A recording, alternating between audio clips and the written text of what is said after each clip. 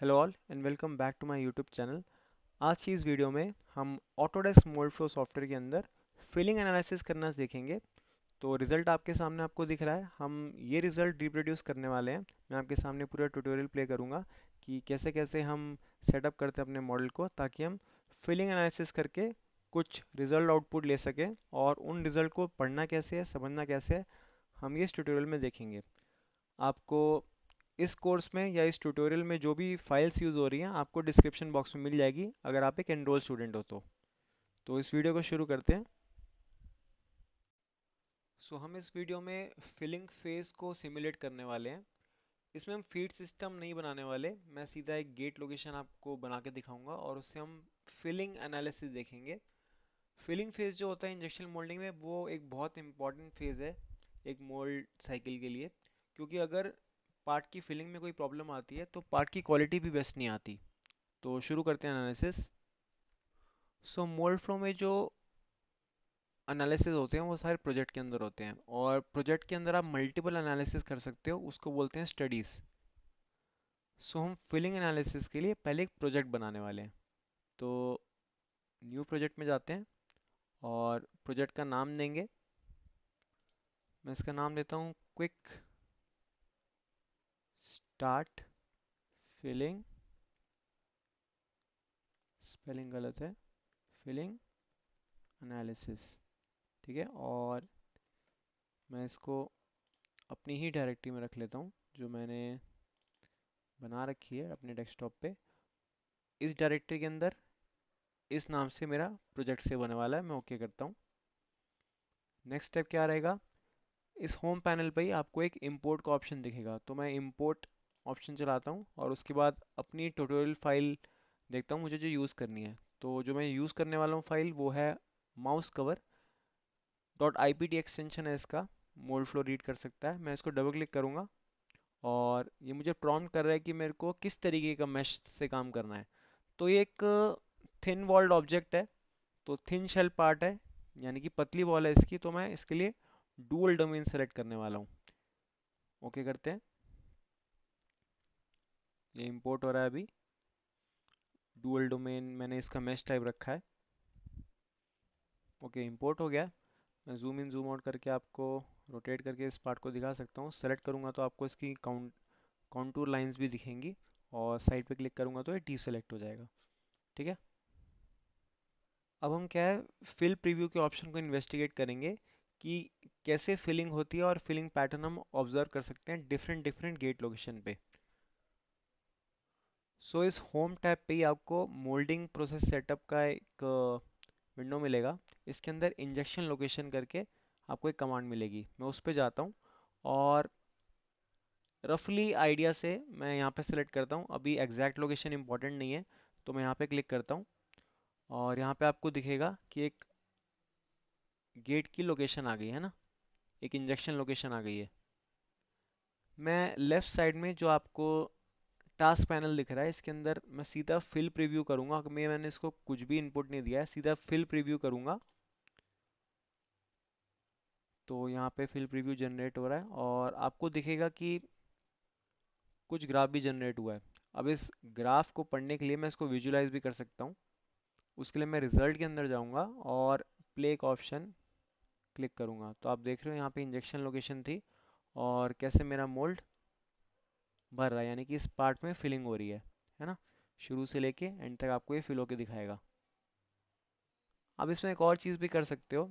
जो मैंने gate location यहाँ पे दी थी, मैंने इंजेक्शन लोकेशन यहाँ दी थी, अगर मैं इसको कहीं और ड्रैग करूँगा और छोड़ दूंगा तो आप देखो यहाँ पे एक और प्रीव्यू जनरेट हुआ और इसकी करंट लोकेशन, इसके कोऑर्डिनेट चेंज होके यहाँ पे आ गई है।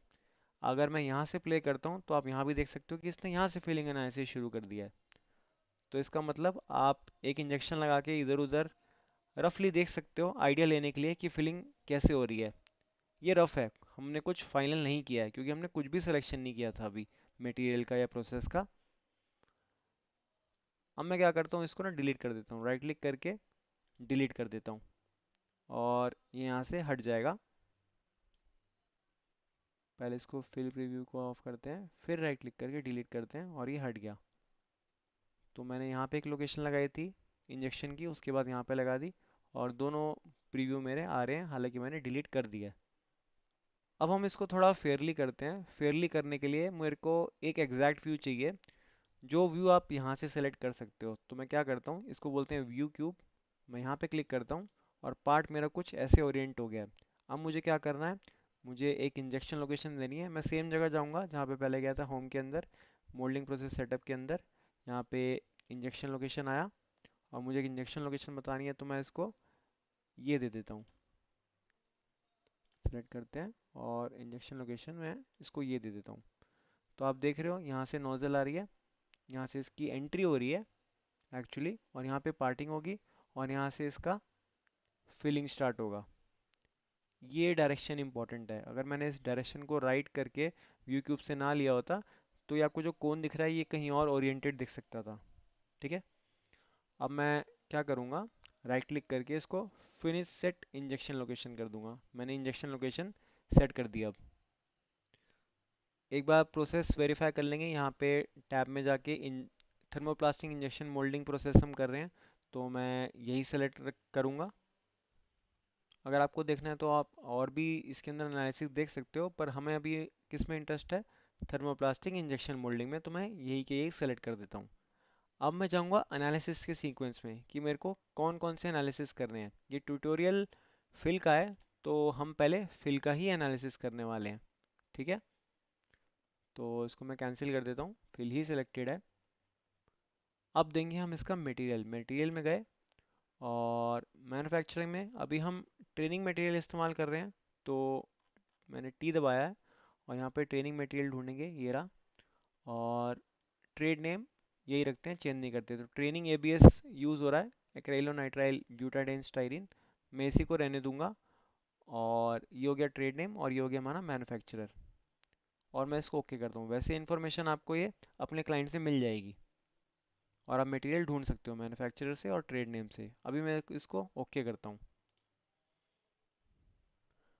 अब हम कुछ प्रोसेस की कंडीशन लगाएंगे।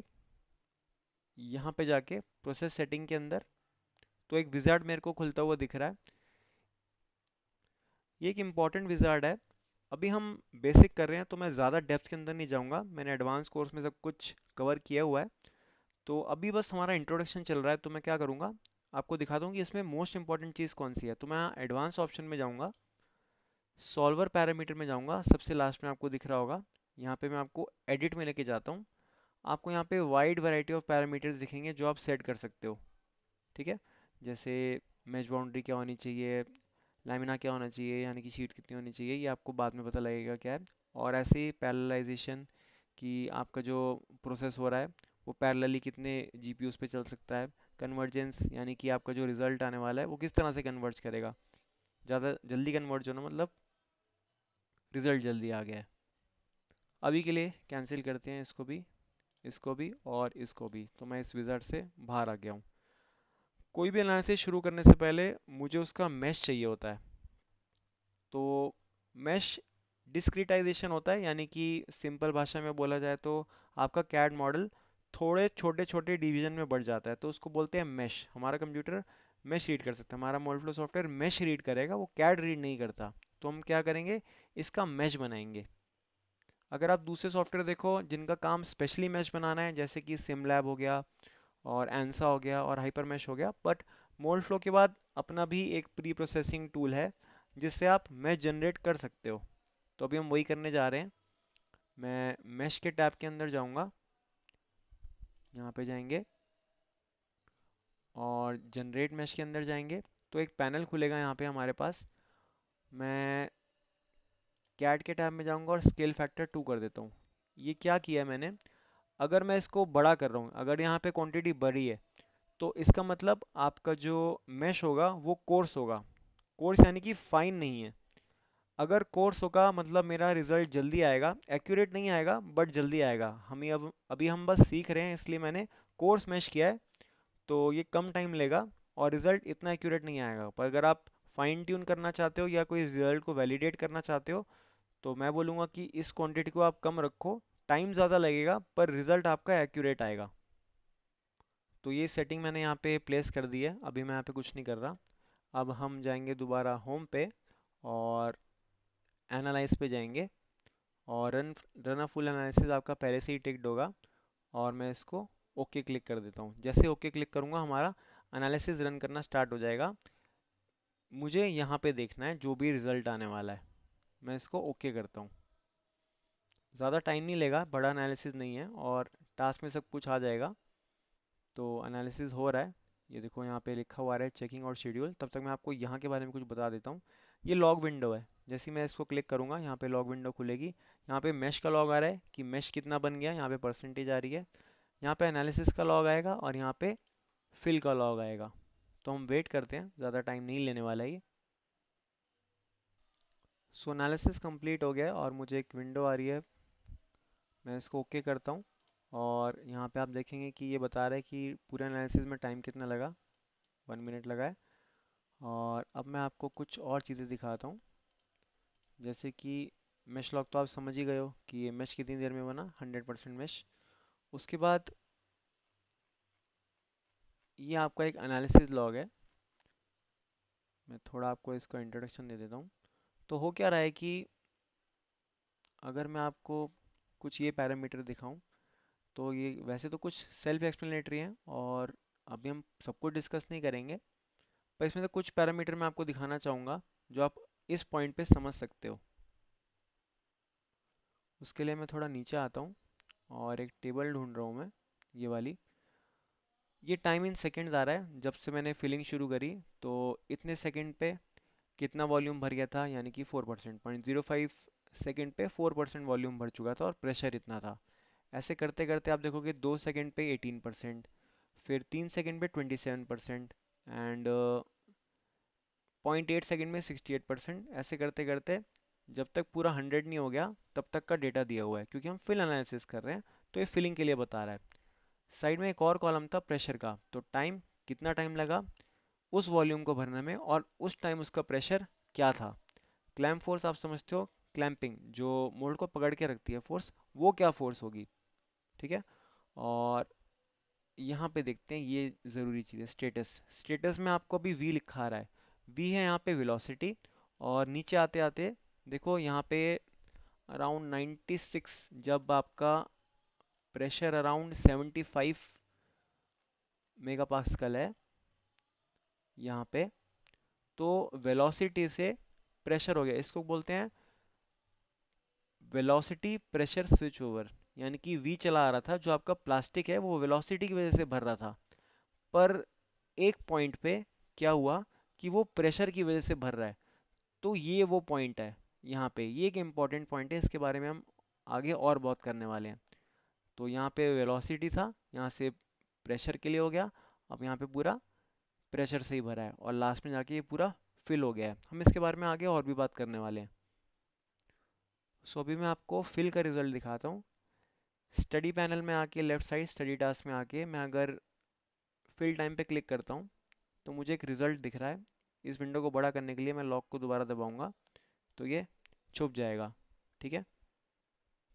हम पहले इसका एनिमेशन देखते हैं कि हुआ क्या है। तो यहाँ पे 0 सेकेंड आ रहा है और रेड कलर यानी कि 1 सेकेंड, उसके बीच में इंटरमीडिएट सेकेंड्स हैं। तो 0, 0.3, 0.6, 0.9 और 1, 1.2 एक्चुअली।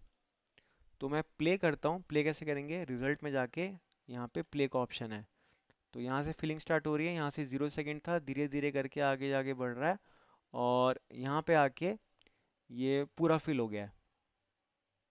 मैं एक और चीज़ भी कर सकता हूँ। अगर मेरे को स्पेसिफिक जगह पे देखना है कि कितना टाइम था, तो मेरे पास एक टूल है यहाँ पे, रिजल्ट टैब के अंदर ही एग्जामिन करके एक ऑप्शन है। तो मैं जहाँ जहाँ पे क्लिक करूँगा वहाँ पे देखो मेरे को सेट, वहाँ पे सेकंड लिखे आ रहे हैं। मैं कंट्रोल दबा के रखता हूँ तो मेरे को हर जगह सेकंड्स पता लग रहे हैं, है ना, यहाँ पे।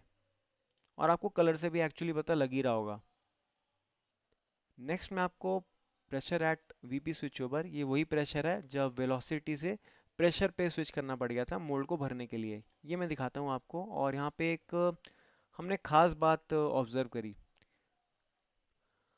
अगर आप देखो तो इस साइड देखो ग्रीन कलर पोर्शन में लगभग 38 मेगा पास्कल प्रेशर है। और अगर आप बीच में देखो यहाँ पे तो ज़ीरो है ना। तो ज़ीरो, और यहाँ पे देखो 38। ये कितना बड़ा प्रेशर डिफरेंस है। यानी कि कॉर्नर पे आते आते देखो यहाँ पे कितना प्रेशर था और यहाँ पे बीच में कितना प्रेशर था। इसका मतलब क्या है कि प्रेशर के अंदर इम्बैलेंस है, और ये कारण हो सकता है हमारी वॉरपेज का आगे जाके। वॉरपेज का मतलब हिंदी में सिकुड़ जाना होता है। तो ये एक रीज़न हो सकता है, हम इसको ठीक भी कर सकते हैं। तो अभी के लिए हम क्या करते हैं, आगे चलते हैं। टेम्परेचर एट फ्लो फ्रंट, यानी कि जैसे जैसे प्लास्टिक भर रहा है तो उसका टेम्परेचर क्या आ रहा है। तो अगर आप यहाँ पे देखो, जहाँ से प्लास्टिक भर रहा था वो ऑब्वियसली सबसे गर्म हिस्सा होगा, तो 260 डिग्री सेल्सियस। और आगे आते आते ये 253 डिग्री सेल्सियस हो गया है। ठीक है। अगर मैं आपको आउटर कॉर्नर दिखाऊं, यहाँ पे आउटर कॉर्नर दिखाऊं, तो यहाँ पे देखो 243 है। और मिडल में जो कॉर्नर्स हैं वो है 247। तो अराउंड 4 डिग्री का यहाँ पे फ़र्क है। ये फ़र्क उसी की वजह से आया है क्योंकि हमारी जो फिलिंग है वो बैलेंस नहीं है। बैलेंस का मतलब कि यहाँ पे हर कॉर्नर जो आपको दिख रहा है वो एक ही टाइम पे नहीं भर रहा, एक साथ नहीं भर रहा, जिसकी वजह से डिफेक्ट आएंगे ही आएंगे। हालांकि इतना बड़ा डिफरेंस नहीं है, बट या हमने ऑब्जर्व किया तो हम रिपोर्ट करेंगे। सो अभी के लिए हम फिलिंग एनालिसिस में इतना ही पढ़ेंगे।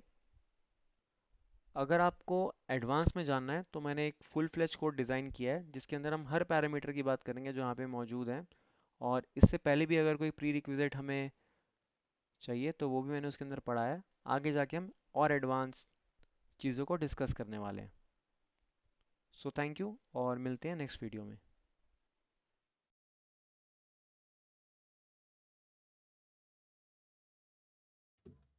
Hello all and welcome back to my YouTube channel.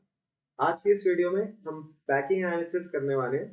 Packing analysis वहां से शुरू हो रहा है जहां पे हमने फिलिंग एनालिसिस लास्ट टाइम छोड़ा था। तो ये वीडियो उसका कंटिन्यूएशन है जो हमने फिलिंग एनालिसिस में कंप्लीट किया था। अगर आप एक एनरोल स्टूडेंट हो तो आप इसका कैग या स्टडी फाइल नीचे गए डिस्क्रिप्शन में से डाउनलोड कर सकते हैं। पैकिंग एनालिसिस क्या है? हम जब इंजेक्शन मोल्डिंग की बात करें तो लास्ट में हम मोल्ड को पूरा फिल करने के लिए थोड़ा एक्स्ट्रा मटेरियल पुश करते हैं कैविटी के अंदर, ताकि कंपनसेट कर सके श्रिंकेज के लिए। श्रिंकेज आपको पता है, जब मटेरियल भरता है सॉलिडिफाई होता है और प्लास्टिक श्रिंक करता है, इसका मतलब वॉल्यूम कम हो रहा है। तो उसको कंपनसेट करने के लिए हम पैकिंग करते हैं, और पैकिंग का एक प्रेशर होगा, वो प्रेशर हम कैलकुलेट करने वाले हैं इस वीडियो में। प्रोजेक्ट एनालिसिस, उसके बाद इंपोर्ट किया है ज्योमेट्री को, और ज्योमेट्री का नाम है mouse cover underscore मेस्ट underscore S D Y. अगर आप एक एनरोल स्टूडेंट हो तो आप उसको डाउनलोड कर सकते हो, एंड इस सॉफ्टवेयर के अंदर इस मैश को इंपोर्ट कर सकते हो। ठीक है। सो फर्स्ट टास्क में हम क्या करेंगे, हम एक कैविटी डुप्लीकेशन विजार्ड बनाएंगे। या इन कैविटी को, जो पहले से एक है जो आपको दिख रहा है, ये एक कैविटी है, इसको हम डुप्लीकेट करेंगे क्योंकि मैं 4 पार्ट का एनालिसिस करना चाह रहा हूँ, यानी कि 4 कैविटीज बनाना चाह रहा हूँ। तो उसके लिए हम क्या करेंगे कि ज्योमेट्री टैब के अंदर जाएंगे यहाँ पे। उसके बाद मॉडिफाई पैनल जो कि यहाँ पे आपको दिख रहा है, कैविटी डुप्लीकेशन के अंदर जाएंगे। एक आपको विंडो मिलेगी, ये एक कैविटी डुप्लीकेशन विजार्ड है। इसके अंदर हम अब कुछ पैरामीटर्स इनपुट करेंगे, और जो मैं पैरामीटर इनपुट करूँगा मैं यहाँ पे वो प्रीव्यू भी कर सकता हूँ। नंबर ऑफ कैविटीज़ मैं इनपुट करूँगा 4, क्योंकि मुझे 4 कैविटी चाहिए। ये है आपके कॉलम्स। तो मैं 2 कॉलम रखना चाहता हूँ, 1 और 2। कॉलम स्पेसिंग 200 mm रखेंगे, और रो की स्पेसिंग मैं रख देता हूँ 125 mm। आप इसको ऑप्टिमाइज कर सकते हो, पर अभी हम बस बेसिक इंट्रोडक्शन ले रहे हैं और सीख रहे हैं एनवायरनमेंट के बारे में। तो अभी मैं इसकी यही वैल्यू रखता हूँ। बाकी जब आप एनालिसिस करोगे तो इन वैल्यू से भी आपकी साइकिल पे फ़र्क पड़ता है। ठीक है। एंड आप देन प्रीव्यू पे क्लिक कर सकते हो। तो 2 कॉलम्स बन गए, 4 कैविटीज़ हो गई। कॉलम के बीच में 200 mm का डिस्टेंस है, और रो स्पेसिंग है हमारी 125 mm की।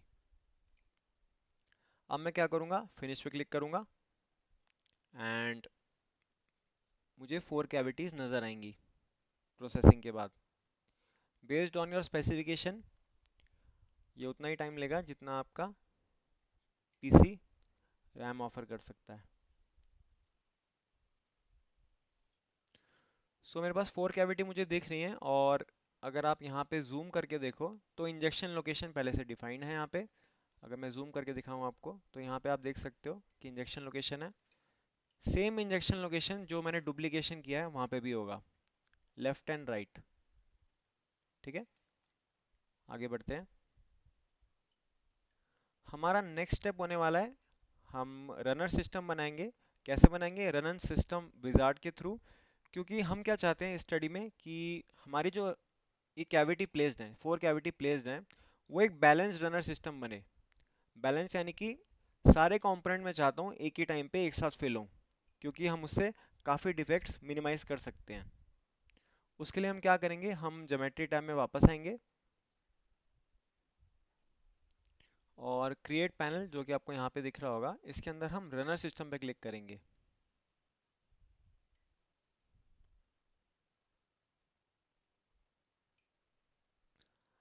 आपको एक लेआउट दिखेगा, यही है रनर सिस्टम विजार्ड। इसके अंदर हम अपनी स्पेसिफाइड वैल्यूज डालने वाले हैं। तो सबसे पहले आप यहाँ पे क्लिक करोगे सेंटर ऑफ गेट्स, यानी कि मैं गेट के एकदम सेंटर पे आ जाऊंगा। ठीक है, एंड इसमें मैं कुछ वैल्यूज चेंज नहीं कर रहा, तो ये सेंटर में ही आएगा और इसकी वैल्यूज यही इनपुट होंगी। ठीक है, यहाँ पे इसने रिकॉग्नाइज कर लिया है कि हमारे पास 4 साइड गेट्स हैं विद 0 टॉप गेट। ठीक है, मैं अभी इसको नहीं छेड़ रहा, आगे जाके जब हम डेप्थ में जाएंगे तो इसकी वैल्यू से प्ले अराउंड करेंगे। अब मैं इसको नेक्स्ट पे क्लिक करता हूँ, एंड स्प्रू का जो ओरिफिस डायमीटर है वो मैं दे देता हूँ 5.5 mm। ये कुछ स्टैंडर्ड्स हैं, बट आप अभी प्रैक्टिस कर रहे हैं तो आप इसको अपनी मर्जी से कोई वैल्यू देके आउटपुट निकाल सकते हैं। लेंथ मैं स्क्रू की कर देता हूँ 80 mm।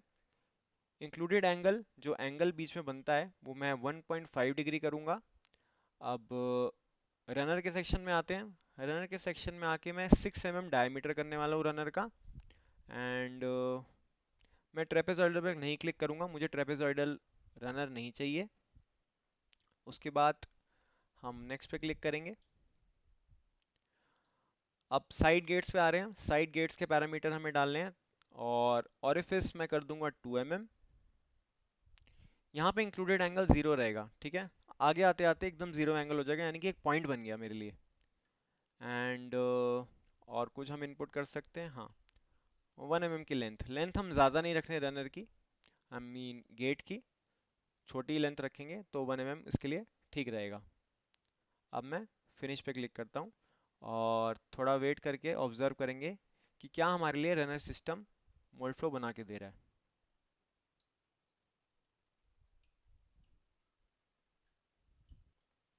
सो रनर सिस्टम क्रिएट हो गया। अगर मैं आपको जूम करके दिखाऊं, आप किसी भी एक रनर पे जूम करके देख सकते हैं और ऑब्जर्व कर सकते हैं कि कुछ ऐसा रनर बना है या ऐसा गेट बना है। रनर ये था, ऐसा गेट बना है। ये इसलिए हुआ है क्योंकि मैंने इसका प्लेन ठीक से नहीं दिया, मैंने गेट का प्लेन ठीक से नहीं दिया। तो मैं क्या करता हूँ, एक बार इसको अंडू करता हूँ और दोबारा से मैं जाऊँगा यहाँ रनर सिस्टम में।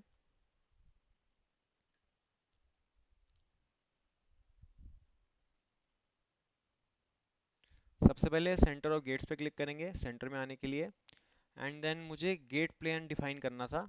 ये स्टेप मैंने मिस किया था, तो मैं गेट प्लेन दूंगा यहाँ पे, एंड देन नेक्स्ट करूँगा। अब हम सेम पैरामीटर्स इनपुट करने वाले हैं जो हमने पहले किए थे, जो कि 5.5 पहले से है, 80 mm length, 1.5 included angle, diameter भी ठीक है, और ऑरिफिस डायमीटर ठीक है, इंक्लूडेड एंगल 0 यानी कि पॉइंट बनेगा। लेंथ हमारी साइड गेट की होने वाली है 1 mm, यानी कि ज़्यादा लेंथ नहीं है। अब मैं फिनिश करता हूँ और देखता हूँ कि अब क्या फ़र्क आएगा गेट में जो यहाँ पे बना था। पहले आपने देखा होगा एक एंगल पे जा रहा था क्योंकि प्लेन डिफाइंड नहीं था। अब देखते हैं क्या फ़र्क आएगा। फिनिश पे क्लिक करते हैं। ओके, कोई भी आप किसी एक गेट पे जाके जूम इन कर सकते हो और ऑब्जर्व कर सकते हो कि ये टच कर रहा है, और यहाँ पे हमारा साइड गेट ऐसा आया है। ठीक है, अब हम क्या करेंगे, हम इस ज्योमेट्री टैब के अंदर ही सिलेक्शन पेन में आएंगे या सिलेक्शन ग्रुप में आएंगे। इसके बाद यहाँ पे क्लिक करेंगे, ये मेरा सिलेक्शन टूल है। सिलेक्शन टूल से मैं जूम करके ना इस एलिमेंट को सेलेक्ट करता हूँ, और ज्योमेट्री में ही प्रॉपर्टीज में आके मैं एडिट पे क्लिक करता हूँ। मैं क्या करने जा रहा हूँ, इस सेलेक्टेड एलिमेंट की प्रॉपर्टी चेंज करने वाला हूँ। इसको मैं ओके करता हूँ, ध्यान रखना है कि यहाँ पे टिक्ड है। इसको मैं ओके करता हूँ। अगर मैं वो ना किया होता तो जो पूरा सेक्शन था गेट का वो चेंज हो जाता, तो मैं अभी वो नहीं कर रहा। ठीक है। क्रॉस सेक्शन हम रेक्टेंगुलर लगते हैं यहाँ पे, और शेप नॉन टेपर्ड, यानी कि कोई एंगल में शेप नहीं होगी, नॉन टेपर्ड है, कांस्टेंट डायमीटर रहेगा उसका। और डायमेंशन में जाके विड्थ 2 mm ठीक है, हाइट कम कर देते हैं थोड़ी 1 mm, एंड देन ओके। मैं ये सारे पैरामीटर आपको पढ़ाने वाला हूँ, तो आपको इसकी चिंता करने की जरूरत नहीं है। हम बस ये देख रहे हैं कि कुछ पैरामीटर इनपुट करने से हमारे रिजल्ट क्या आता है, तो आपको कोई टेंशन लेने की जरूरत नहीं है। आप बस मेरे साथ साथ फॉलो करो, और आगे कोई भी डाउट आएगा तो वो हम क्लियर करेंगे पैरामीटर चेंज कर करके। ठीक है। और यहाँ पे एक ऑप्शन आपको दिखेगा, apply to all entities that share this property. ये प्रॉपर्टी, ये जो गेट की प्रॉपर्टी है, अगर मेरे मॉडल में ये जो 4 कैविटी का आपको मॉडल है कहीं भी ऐसी सेम प्रॉपर्टी दिख रही है, तो मैं एक जगह चेंज कर रहा हूँ, ये सारी जगह चेंज कर देगा अगर यहाँ पे टिक्ड होगा। ठीक है। अब मैं इसको ओके करता हूँ, तो यहाँ पे आपने देखा साइड गेट मेरा चेंज हो गया, रेक्टेंगुलर नॉन टेपर्ड। और अगर मैं दूसरी जगह जाके देखूँ तो यहाँ पे भी सेम रिजल्ट है, बाकी 2 कैविटी में भी सेम रिजल्ट होगा, क्योंकि वो सेम प्रॉपर्टीज शेयर करते हैं। ठीक है, क्योंकि हमने रनर सिस्टम में बनाया था एक साथ। तो ये ठीक है। अब हम आगे बढ़ते हैं। हम एनालिसिस करने के लिए रेडी हैं, तो उसके लिए हम क्या करेंगे, एक सीक्वेंस बनाएंगे। सीक्वेंस बनाने के लिए होम टैब में जाएंगे, एंड यहाँ पे आपको एनालिसिस सीक्वेंस दिखेगा। हमें फिल प्लस पैक करना है, हम फिल इसका पहले से देख चुके हैं पिछली वीडियो में। अगर आपने नहीं देखा है तो आप विजिट कर सकते हैं फिल वाला वीडियो, एंड देन इस पे आ सकते हैं, क्योंकि हम अब फिल प्लस पैक कर रहे हैं। एंड देन ओके करते हैं। नेक्स्ट हमें देना है इसका मटेरियल। हम लीनियर नहीं चलते हैं, अगर आपको दिख रहा हो, है ना। हमने प्रोसेस सेलेक्ट कर रखा था, एनालिसिस सीक्वेंस, फिर मटेरियल, फिर इंजेक्शन लोकेशन देंगे।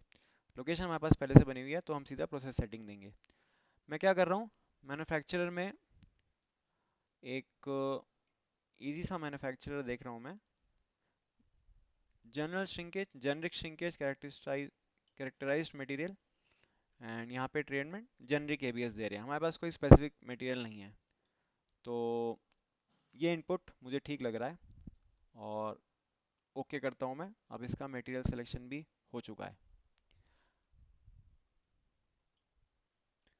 अब हमें कुछ प्रोसेस सेटिंग देनी है ताकि हम अपना एनालिसिस रन कर सकें। उसके लिए हम क्या करेंगे, हम यहाँ पे प्रोसेस सेटिंग में जाएंगे। इंजेक्शन लोकेशन क्यों नहीं बना रहा मैं, क्योंकि पहले से मैंने रनर सिस्टम विजार्ड के थ्रू ये बना दिया है। तो प्रोसेस सेटिंग के अंदर जाएंगे, and mould surface temperature 60 degrees, this is fine इस मटेरियल के लिए। एंड 230 डिग्री, अगर आपने देखा हो मटेरियल सेलेक्ट किया मैंने और उसकी सूटेबल वैल्यू पहले से ही आ गई है, तो ये भी ठीक है। ओके। और यहाँ पे जो फिल कंट्रोल हम करने वाले हैं वो हम फ्लो रेट से करते हैं, और फ्लो रेट के लिए हमें एक वैल्यू डालनी पड़ेगी। मैं आपको ये बताता हूँ कि हम ये वैल्यू कैलकुलेट कैसे करेंगे। थोड़ा ध्यान देंगे यहाँ पे, क्योंकि ये पिछली वीडियो से थोड़ा लिंक्ड है। मैं एक थोड़ा सा सेक्शन काट लेता हूँ ताकि आपको सिखा सकूँ। अगर आपको याद हो, हमने जो पहले एनालिसिस किया था फिलिंग का, उसका सिंगल कैविटी का वॉल्यूम आ रहा था 20.5।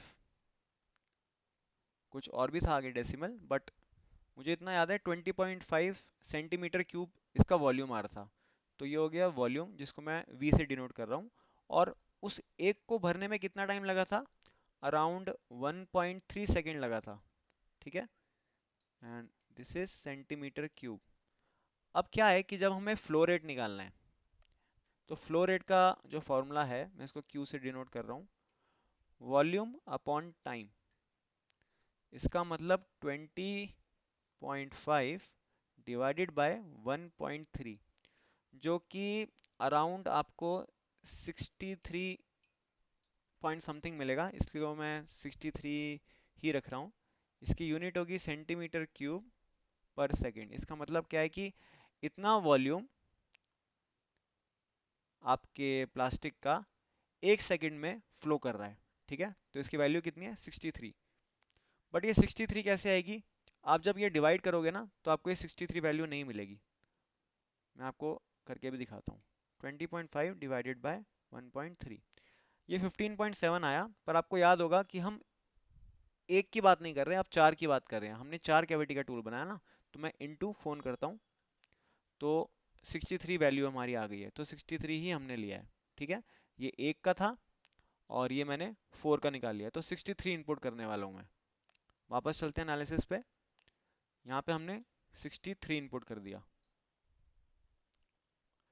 और अब एडिट प्रोफाइल में जाएंगे।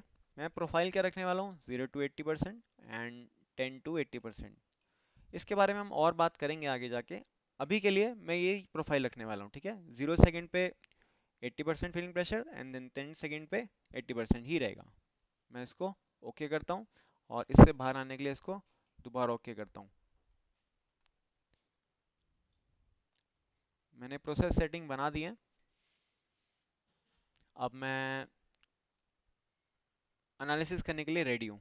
उसके लिए क्या करेंगे, मैं होम टैब में ही एनालिसिस के अंदर जाऊँगा। इसके अंदर एनालाइज आपको दिखेगा, और मैं इसको ओके क्लिक करूँगा और वेट करूँगा। लगभग 20 to 25 मिनट्स लगेंगे, तो आप इसको चला के छोड़ सकते हैं। मैं इसको ओके क्लिक कर देता हूँ। सो हमारा एनालिसिस कंप्लीट हो गया है। थोड़ा टाइम लगेगा based on your specification of the PC. तो मैं इसको ओके क्लिक करता हूँ, और यहाँ पे आपको एक लॉग दिखाई देगा जहाँ पे आप चेक कर सकते हो कि जैसे जैसे टाइम बढ़ रहा था, प्रेशर में क्या चेंज आ रहा था। ठीक है, एक अच्छा एनालिस्ट वही है जो इस रिपोर्ट को पढ़ सकता है बिना एनिमेशन देखे। तो वैसे तो हमने कोर्स में कवर किया है, बट इस वीडियो में हम सरफेस से ही टच करेंगे, अंदर तक नहीं जाएंगे। आप एक्चुअली में इस पूरी रिपोर्ट को पढ़ सकते हो विदाउट सीइंग द एनिमेशन। आप फिल और यहाँ पे मैश लॉगलिंग भी जा सकते हो, इससे आपको और इन्फॉर्मेशन पता लगेगी आपके पार्ट के बारे में जो आप एनालाइज कर रहे हो। अभी के लिए मैं लॉग पे क्लिक करता हूँ और इसको बंद कर सकता हूँ, ताकि मुझे अपना मॉडल थोड़ा बड़े व्यू में दिख सके। हम क्या करेंगे, अब हम एनालिसिस की तरफ जाएंगे। उसके लिए हम लेफ्ट साइड में स्टडी टास्क के अंदर जो हमारे लॉग्स क्रिएट हुए हैं, उसमें से हम फ्लो टाइम का रिजल्ट पहले डिस्प्ले करेंगे। तो मैंने इस पर टिक किया है, और मुझे एक रिजल्ट नज़र आ रहा है। अगर आप यहाँ पे देखो, और इसको अगर आप एनिमेट करना चाहते हो, तो रिजल्ट्स में जाएंगे, रिजल्ट्स के टैब में, और इसको मैं शुरू में ले जाता हूँ स्लाइडर को। स्टॉप करेंगे तो एंड में आ जाएगा। जब मैं इसको प्ले करूँगा तो शुरू से प्ले होगा। देखने वाली बात क्या है कि अगर हम देखें तो हमारा साइकिल टाइम जीरो से ही शुरू होगा, ऑब्वियसली 0 सेकंड से शुरू हुआ, और इसको फिल करने में कितना टाइम लगा, 1.09 सेकंड। ऑलमोस्ट 1 सेकंड में ये चारों की चारों कैविटी फिल हो गई हैं। और अगर मैं आपको फ्रेम बाय फ्रेम दिखाऊं, तो कुछ ऐसे है। यहाँ पे आपका स्प्रू था, देखा आपने, स्प्रू फिल हो रहा है। उसके बाद देखो प्राइमरी रनर में जा रहा है, देन सेकेंडरी रनर में प्लास्टिक फ्लो होना स्टार्ट हो रहा है, और 7 मिनट आपको टाइम भी दिखेगा। सेकेंडरी रनर में थोड़ा आगे बढ़ा है। अब गेट के थ्रू हमारा कैविटी के अंदर देखो फिल होना स्टार्ट हो गया प्लास्टिक। देन थोड़ा आगे करते हैं, और हम लास्ट तक जाके देखेंगे कैसे कैसे फिल हो रहा है। आपको एक चीज़ ऑब्जर्व करनी है कि जैसे जैसे प्लास्टिक फिल हो रहा है, आप देखोगे कि ये बैलेंस्ड फिल है। यानी कि ऐसा नहीं है कि कोई कोई कैविटी दूसरी कैविटी से पहले भर रही है। अगर आप देखो तो सारे एक साथ ही भर रहे हैं, है ना। इसी के लिए हमने एनालिसिस भी किया था। तो अगर मैं लास्ट तक लेके जाऊं, तो आपको दिखेगा कि सारे जो आपके सैंपल हैं वो एक साथ भर चुके हैं। ठीक है, तो कलर डिस्प्ले हमें क्या दिखा रहा है कि कौन सी जगह फिल होने में कितना टाइम ले रही है। और एक बारी में एनिमेशन प्ले करने के लिए हम यहाँ से प्ले करके देख सकते हैं। इससे क्या पता लग रहा है कि ये सारे जो माउस के कवर्स हैं, जो हमारा कैविटी है, ये सेम कैरेक्टरिस्टिक की थी। यानी कि सबके साथ सेम फीचर ही हैं, उसमें कुछ अलग फीचर नहीं है, क्योंकि अगर अलग होता तो हमें ऐसा रिजल्ट ना मिलता। राइट। अब हम प्रेशर के रिजल्ट को देखने वाले हैं। उसके लिए हम क्या करेंगे, pressure at VP switch over, इसके बारे में हम बात कर चुके हैं। मैं इसको ऑन करता हूँ, तो वेलोसिटी से जब प्रेशर पे स्विच ओवर हो जाएगा, ये तब का प्रेशर दिखा रहा है हमको। ठीक है, पहले मैं एनिमेशन ही प्ले करके आपको दिखा देता हूँ। ये कुछ ऐसे हो रहा है, और कलर प्लॉट आपको दिखेगा। तो पहले कोई प्रेशर नहीं था, यहाँ पे देखो, और जाते आते सबसे ज़्यादा प्रेशर यहीं पे होगा जहाँ से इंजेक्शन हो रहा है। ठीक है, मैं दोबारा से प्ले करके आपको दिखा देता हूँ। और अब मैं आपको एक छोटी सी थ्योरी समझाता हूँ क्या है। साइड पोर्शन पे। अगर आप कोई भी टिपिकल इंजेक्शन मोल्डिंग मशीन देखोगे ना, तो जनरली उसकी वैल्यू क्या होगी प्रेशर की, जो एक्सर्ट कर सकती है वो 140 मेगा पास्कल, या इसको 20,000 पाउंड्स पर स्क्वायर इंच भी बोल सकते हैं, बट मैं इसी के साथ रहता हूँ। 140 मेगा पास्कल एक टिपिकल मोल्डिंग मशीन की वैल्यू होती है। और जनरली देखा जाए ना, तो मैं 100 मेगा पास्कल तक एक्सेप्ट कर लेता हूँ अगर मेरी मोल्डिंग यहाँ तक आ रही है। इसके ऊपर मैं एक्सेप्ट नहीं करूँगा। और थंब रूल क्या कहता है कि जितना भी मशीन का प्रेशर है मैक्सिमम, इतना इसका 75% से ऊपर नहीं जाने चाहिए जो आपका एनालिसिस का प्रेशर आ रहा है। यानी कि अगर मैं 75% निकालूं इस वैल्यू का, इस वाली वैल्यू का, तो वो आएगा अराउंड 105 मेगा पास्कल। ठीक है, तो आसपास ही है। तो मैं कोशिश क्या करूंगा कि इससे मेरी वैल्यू कम आए। ठीक है, और अगर आपको थंब रूल याद रखना है तो कोशिश करो कि ये वैल्यू 100 मेगा पास्कल से कम आए। आपको ये फॉर्मूला लगा के फिर नहीं देखना पड़ेगा। ठीक है, इससे भी आपका काम चल जाएगा। अब हम सेम चीज़ देखते हैं कि हमारे में क्या हुआ है। सो उसको देखने के लिए मैं यहाँ पे जाऊँगा, pressure at injection location X Y plot. मैंने ऑप्टिमाइज रिजल्ट नहीं निकाला तो इतना अच्छा रिजल्ट नहीं आएगा, बट जो मैंने आपको कैलकुलेशन बताई उसके आसपास आना चाहिए। तो मैं इसको क्लिक करता हूँ और नोट करता हूँ कि जो देखो हमारा प्रेशर आ रहा है, जितना मैंने आपको वैल्यू बताया लगभग उसके पास ही है। हालांकि मैं इसको और बेटर कर सकता हूँ। तो आपने देखा होगा कि कैसे एक प्रेशर पे प्रेशर बिल्ड होता है, उसके बाद ड्रॉप किया पैकिंग फेस के लिए, तो ये प्रेशर देखो इससे कम ही है, तो ये एक्सेप्टेबल है ना। ये ग्राफ से आप नोटिस कर सकते हो कैसे प्रेशर बिल्डअप हुआ, फिर शार्पली ये ड्रॉप हुआ पैकिंग फेस के लिए, और उसके बाद ये कांस्टेंट रहा। और इसकी वैल्यू हम कैसे देख सकते हैं, इस वाई कोऑर्डिनेट से। ठीक है, अब एक लास्ट रिजल्ट और डिस्कस करेंगे हम। यहाँ पे आपको दिखेगा टाइम टू रीच एजेक्शन टेम्परेचर। ये एक्चुअली साइंटिफिकली बोला जाए तो कूलिंग टाइम ही है। ये वो टाइम है जब किसी सैंपल को निकलने से पहले यानी इजेक्ट होने से पहले कितना टाइम चाहिए, तो वो कूलिंग टाइम ही होगा। तो यहाँ पे आपको ग्राफ दिख रहा होगा, और अगर मैं यहाँ पे एग्जामिन में जाऊँ और कहीं पे क्लिक करूँ, जैसे यहाँ पे मेरा स्प्रू है, तो अगर मैं यहाँ क्लिक करूँ तो देखो 98 सेकेंड्स, यहाँ पे 67 सेकेंड। अगर मैं कंट्रोल दबा के रखूँ तो मैं मल्टीपल जगह टाइम देख सकता हूँ कितना लग रहा है। तो आपको दिख रहा होगा कि टाइम के हिसाब से टेम्परेचर शो हो रहा है कि कितने कितने टाइम पे कितना टेम्परेचर है। अल्टीमेटली क्या करना है, हमें इस पूरे को कूल करना है। तो जो आप यहाँ पे देख रहे हो ये अल्टीमेटली सारा कूल हो गया है। ठीक है, सो हमने जो भी एनालिसिस अभी किया वो बहुत रफ पैरामीटर्स पे किया। आप इसमें काफ़ी कुछ चेंजेस कर सकते थे, जैसे कि हमने जब रनर बनाया था उसके बाद आपको याद होगा हमने एलिमेंट सेलेक्ट किया था स्प्रू में, और प्रॉपर्टीज़ में हमने जो प्रॉपर्टीज़ करी थी उसे edit properties of the entire taper section एक ऑप्शन था, उसमें हम वैल्यू चेंज कर सकते हैं अपने स्प्रू की। उसको चेंज करके हम डायमीटर का भी वैल्यू चेंज कर सकते हैं रनर के। एक और एनालिसिस क्रिएट कर सकते हैं और फिर रिजल्ट भी कंपेयर कर सकते हैं। सो आई होप आपको ये वीडियो पसंद आया होगा। मिलते हैं नेक्स्ट वीडियो में। Thank you.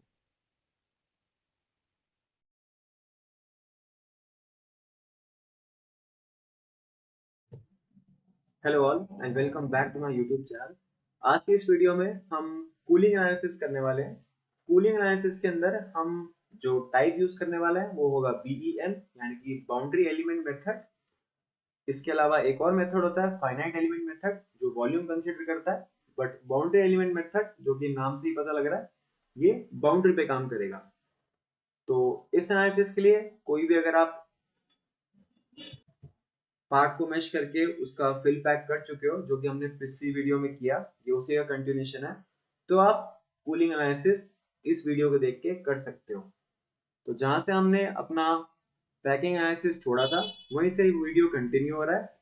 अगर आप एक एनरोल स्टूडेंट हो तो आपको क्या डिस्क्रिप्शन बॉक्स में मिल जाएगा। तो शुरू करते हैं। अब हम कूलिंग एनालिसिस करेंगे, और कूलिंग एनालिसिस में भी हम क्या करने वाले हैं, बीईएम यानी कि बाउंड्री एलिमेंट मेथड, उससे कूलिंग एनालिसिस करने वाले हैं। उसके लिए हम क्या करेंगे, जहाँ से हमने पिछला सेशन लीव किया था, यानी कि फिलिंग हमने कर ली थी, उसके बाद पैकिंग हमने कर लिया था, तो पैकिंग के बाद ये सारा सेशन आप कर सकते हो। आप अपनी पहले वाली फाइल भी यूज़ कर सकते हो, या जो मैंने डिस्क्रिप्शन में अटैच करी है फाइल, अगर आप एक एनरोल स्टूडेंट हो, वो इंपोर्ट कर सकते हो। फाइल का नाम है mouse cover underscore 4cavity dot H D Y. ये एक स्टडी फाइल है, तो मैंने न्यू प्रोजेक्ट बनाया, उसके बाद इस नाम की फाइल को इंपोर्ट कर लिया। तो शुरू करते हैं।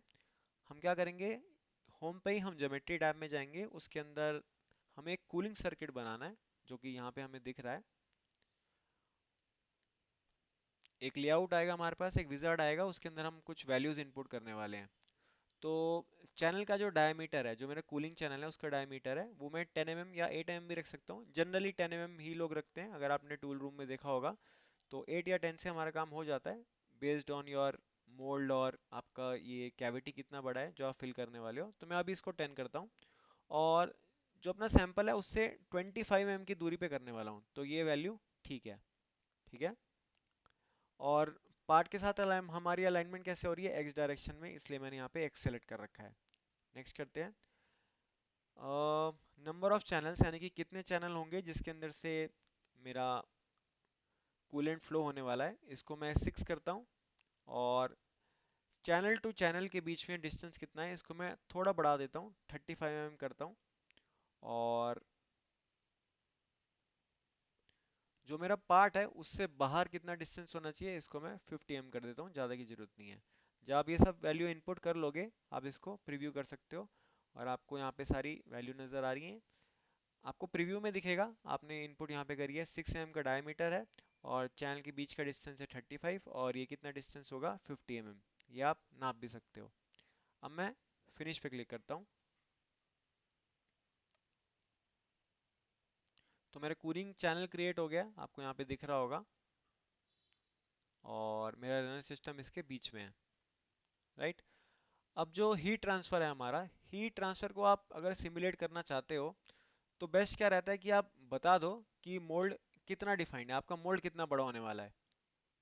उसके लिए हम क्या करेंगे, हम मोल्ड ब्लॉक विजार्ड के अंदर जाएंगे एक बाउंड्री क्रिएट करने के लिए। उसके लिए हम क्या करेंगे, हम ज्योमेट्री टैब के अंदर ही, क्रिएट के पैनल के अंदर ही एक मोल्ड ब्लॉक सेलेक्ट करेंगे यहाँ पे, और डायमेंशन देते हैं। मैं इसको लगभग 450 mm X, Y around 250 mm रखेंगे। यहाँ पे आप कोऑर्डिनेट देख सकते हैं, कोऑर्डिनेट एक्सिस क्या है।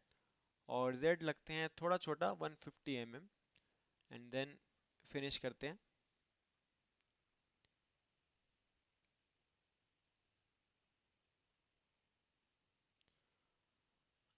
देखो यहाँ पे आपको मोल्ड रीजन डिफाइंड दिखेगा। अगर आप इसको बंद करना चाहते हो, तो यहाँ पे अगर आपको लेयर दिख रहा होगा, इसमें मोल्ड सरफेस का भी लेयर आता है, यहाँ पे आप अनटिक कर सकते हो, तो वो अनचेक हो जाएगा और छिप जाएगा। ठीक है। अगर मैं इसे दोबारा क्लिक करूंगा, तो आप मोल्ड सरफेस का प्रीव्यू देख सकते हो। ये एलिमेंट्स हैं जो आपस में कनेक्टेड है। इसी से हम सिमुलेट करने वाले हैं अपना हीट ट्रांसफर, अपना बीईएम एनालिसिस के लिए, जो कि है boundary element method cooling analysis. अब हम सीक्वेंस डिफाइन करेंगे, उसके लिए हम होम में जाएंगे, और यहाँ पे हमें मोल्डिंग प्रोसेस सेटअप पैनल में आना है यहाँ पे, और एनालिसिस सीक्वेंस हमारा यहाँ पे है। हम फिल पैक कर चुके हैं, अब हम कूल करके देखते हैं। ठीक है। अगर आपको एनालिसिस सीक्वेंस नहीं दिख रहा, तो आप क्या कर सकते हो, मोर पे क्लिक कर सकते हो, तो आपको ये पूरी लिस्ट नजर आएगी। अगर आपको नहीं दिख रहा, तो मेरे केस में आ रहा था, तो मैंने सीधा सेलेक्ट कर लिया। मैं इसको ओके क्लिक करता हूँ, और मोल्ड सरफेस को मैं थोड़ा हाइड कर देता हूँ पहले। अब मैं क्या करता हूँ, मुझे इनलेट चूज करना है एक्चुअली, तो मैं इसको चूज कर लेता हूँ अभी। चूज कर लिया मैंने, एंड देन राइट क्लिक करते हैं। एक प्रॉपर्टीज का ऑप्शन आपको दिखेगा। मैं इसमें क्या कर रहा हूँ, कूलेंट का ना टेम्परेचर देने वाला हूँ, तो मैं इसको 40 डिग्री सेल्सियस रखता हूँ। एंड देन मैं ओके क्लिक कर सकता हूँ। ओके क्लिक किया मैंने, और इसको भी मैं 40 कर देता हूँ। मैंने सेम टेम्परेचर पे कूलेंट सर्कुलेट कराया है। ठीक है, अब क्या करेंगे, वेट कर रहे हैं, पीछे प्रोसेसिंग हो रही है।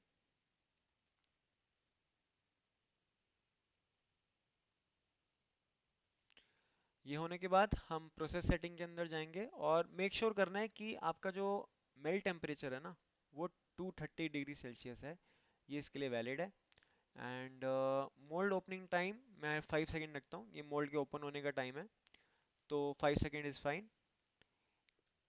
अब इंजेक्शन पैकिंग और कूलिंग टाइम मैं टोटल ना इसका आधा कर देता हूँ, 15 सेकेंड, यानी कि ये सब प्रोसेस मेरे को इसके अंदर चाहिए, है ना। मैं इसको ओके करता हूँ एंड देन हम एनालाइज में जाएंगे और स्टार्ट एनालिसिस करके वेट करते हैं।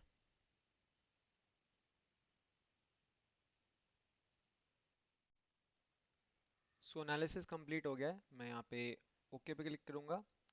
और जहाँ तक कि आप देख सकते हैं कि एनालिसिस लॉग के अंदर एक बहुत सारा एनालिसिस हो रखा है। ये एक्चुअली कुछ आइट्रेशंस का रिजल्ट है। अगर आप देखोगे 3D फ्लक्सेस कैलकुलेट हुए हैं, टाइम दिखाया गया है, और कितना परसेंट हमारा फ्रोज हो गया है, जो आपकी कैविटी दिख रही है वो भी दिखाया गया है। तो ऐसे करते करते अलग अलग आइट्रेशन का आपको अलग रिजल्ट मिलेगा। एक्चुअली एक स्मार्ट एनालिस्ट क्या कर सकता है, एक स्मार्ट मोल्फो एनालिस्ट क्या कर सकता है, वो ओनली इस एनालिसिस लॉग को देख के ये पता लगा सकता है कि कहाँ पे क्या दिक्कत है। उसको एक्चुअली एनिमेशन देखने की जरूरत भी नहीं है, बट हाँ, अगर आप एक लेमैन को दिखाना चाह रहे हो या अपने क्लाइंट को दिखाना चाह रहे हो तो ये एक बहुत अच्छी टेक्निक है कि हम उसको एनिमेट करके देख सकें। सो यहाँ पे हम एनिमेट करके देखेंगे, इसलिए मैं क्या करता हूँ, लॉक पे क्लिक करता हूँ ताकि मुझे स्क्रीन बड़ी दिखे, और हम एनिमेट करके देखेंगे अपना रिजल्ट। तो रिजल्ट में हमें जो जो देखना है वो हम डिस्कस करते हैं। यहाँ पे लेफ्ट साइड में स्टडी स्टडी टास्क पेन के अंदर आपको क्या दिखेगा कि एक ये चीज़ आई है हमारे पास। इसका रिजल्ट है, इसका नाम है सर्किट कूलेंट टेम्परेचर। इसको मैं एक बार क्लिक करके दिखाता हूँ आपको। अगर आपको याद हो तो हमने इनलेट टेम्परेचर रखा था 40 डिग्री सेल्सियस, यानी कि जो कूलेंट का इनलेट टेम्परेचर होगा वो 40 डिग्री सेल्सियस होगा। मैं यहाँ पे क्या देख रहा हूँ कि टेम्परेचर डिफरेंस की अगर बात करूँ तो 40 से 42.73, लगभग 2.7 का डिफरेंस आ रहा है। अब अगर मैं मोल फ्लो गाइडलाइंस की बात करूँ तो अगर 2 से 3 डिग्री के बीच में अगर मेरा इंक्रीज इन टेम्परेचर आ रहा है, यानी कि 40 डिग्री के अंदर मेरा कूलेंट जाएगा, और जब वो बाहर आएगा कूलेंट आउटलेट से, तो जो उसका टेम्परेचर होगा वो 42 होगा, ये एक्सेप्टेबल है। 2 to 3 डिग्री एक्सेप्टेबल है, ये गाइडलाइन कहती है मोल फ्लो की। ठीक है, तो इस केस में हमारा रिजल्ट पास होता है। नेक्स्ट रिजल्ट की तरफ चलते हैं। सर्किट रेनॉल्ड्स नंबर, ये ज़रूरी है, इसको देख लेते हैं पहले। इसमें क्या है कि आप अगर देखो तो हर जगह 10,000 है, ये वैल्यू हर जगह 10,000 ही आ रखी है। आपको प्लॉट में भी यही दिख रहा होगा, कलर प्लॉट में। अब ऐसा क्यों है और ये एग्जैक्ट वैल्यू क्यों आई है मेरे पास, जबकि हम तो एनालिसिस कर रहे हैं और रिजल्ट कुछ भी आ सकता था, कुछ डेसिमल्स में। हुआ क्या है कि अगर आपको याद हो, जब मैं एनालिसिस बना रहा था, जब मैं एनालिसिस प्रिपेयर कर रहा था, तो हमने जो इसको इनपुट दिया था वो इसी का दिया था। आप जब दोबारा इस वीडियो को बैक करके देखोगे तो आप देखोगे कि 10,000 मैंने रेनॉल्ड नंबर दे रखा था। अब रेनॉल्ड्स नंबर में क्या होता है कि ये लैमिनार और टर्बुलेंट फ्लो में, दो तरह के फ्लो में डिफरेंशिएट करता है। अगर आप अच्छा हीट एक्सट्रैक्शन चाहते हो, आप चाहते हो कि आपका कूलेंट अच्छे से अच्छी तरह हीट एक्सट्रैक्ट कर सके, तो इसका रेनॉल्ड नंबर होना चाहिए हाई, यानी कि टर्बुलेंट फ्लो। अगर इससे कम होगा, इसका मतलब फ्लो टर्बुलेंट नहीं है, हीट ट्रांसफर आपका बेस्ट नहीं होने वाला। ठीक है, तो कोशिश करेंगे कि 10,000 या उससे ऊपर आए। ठीक है, अब हम देखेंगे circuit flow rate. Circuit flow rate में देखो मेरे पास क्या वैल्यू आ रही है, 3.09। ये लीटर पर मिनट है। इसका मतलब क्या है कि अगर मैं इतना लीटर ऑफ कूलेंट भेज रहा हूँ अपने पार्ट्स के अराउंड पर मिनट, यानी कि 3.09 लीटर पर मिनट अगर मैं भेज रहा हूँ, तो मेरे को ये रिजल्ट मिलने वाला है। ठीक है, अब ये देखा जाए तो फ्लो रेट काफ़ी हाई नहीं है, आप आराम से 1 मिनट में इतना पानी या ऑयल या कोई भी अदर कूलेंट भेज सकते हो। ठीक है, तो इसमें हमारे को कोई लिमिटेशन नहीं है, क्योंकि मोल्ड में आप कंट्रोल कर सकते हो फ्लो रेट, राइट। अब हम जाएंगे एक बड़े ही इम्पोर्टेंट पैरामीटर पे, जिसके नाम है टेम्परेचर कॉमा मोल्ड। यहाँ पे ढूंढते हैं उसको। यहाँ पे मुझे दिख रहा है, मैं यहाँ पे क्लिक करूंगा। देखो, ये वैल्यू आ रही है -273.1 डिग्री। आई एम सॉरी, मैंने यहाँ पे क्लिक किया, मुझे टेम्परेचर कॉमा मोल्ड पे क्लिक करके आपको दिखाना था। वहाँ पे टेम्परेचर है, ये टेम्परेचर कॉमा मोल्ड बाउंड्री का रिजल्ट था, वो नहीं देखना मेरे को, मुझे ये देखना है। अगर आप रिजल्ट को ऑब्जर्व करो आराम से, और इसकी कैविटी साइड जो आपको यहाँ दिख रही है, और इसकी कोर साइड जो आपको घुमा के दिख रही है, तो आप देखोगे कि कलर डिफरेंस है, राइट। ऊपर से देखो, ये साइन कलर का आपको दिख रहा है, इसका मतलब यहाँ पे कुछ अलग टेम्परेचर है। अराउंड 50 to 53 के रेंज में आ रहा है ये।